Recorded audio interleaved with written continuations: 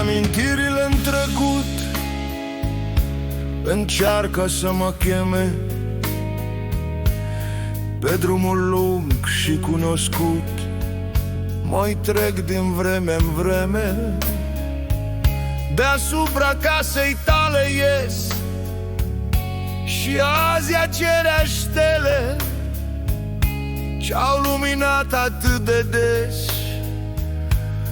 înduioșării mele.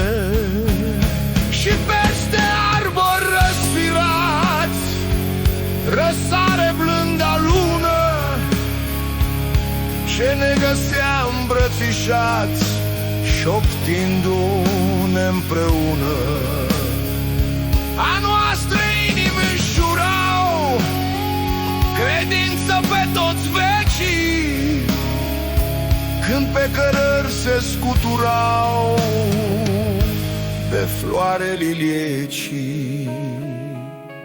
Pututa oare atâta dor în noapte să se stângă, când valorile de izvor n-au încetat să plângă?